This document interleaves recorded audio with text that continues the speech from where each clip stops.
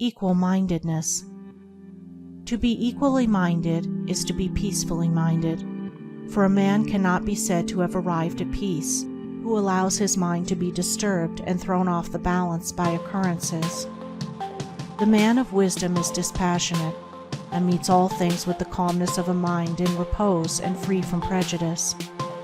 He is not a partisan, but having put away passion, and is always at peace with himself and the world, not taking sides nor defending himself, but sympathizing with all.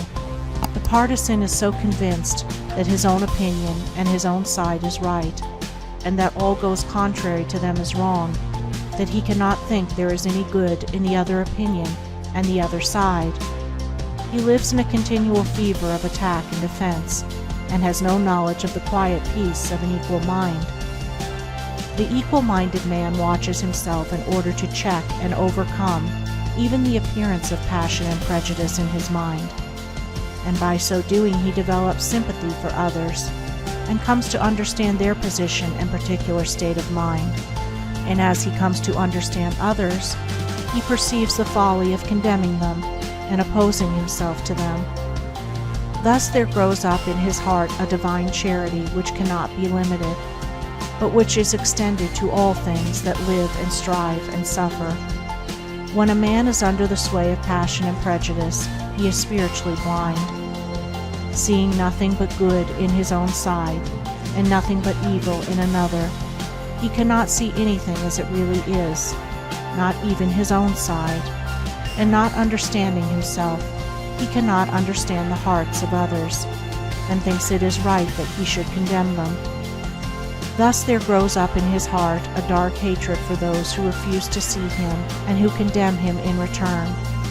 He becomes separated from his fellow man, and confines himself to a narrow torture chamber of his own making.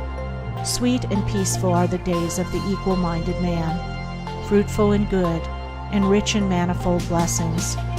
Guided by wisdom, he avoids those pathways which lead down to hatred and sorrow and pain, and takes those which lead up to love and peace and bliss.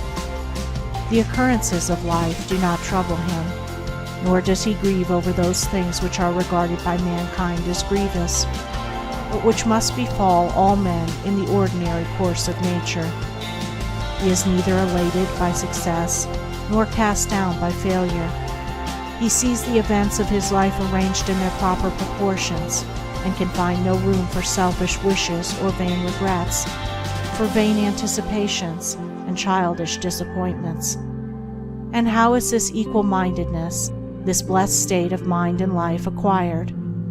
Only by overcoming oneself, only by purifying one's own heart, for the purification of the heart leads to unbiased comprehension. Unbiased comprehension leads to equal-mindedness, and equal-mindedness leads to peace. The impure man is swept helplessly away on the waves of passion. The pure man guides himself into the harbor of rest.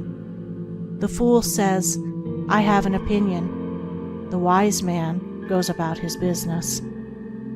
End of chapter 5. Recording by Andrea Fiore.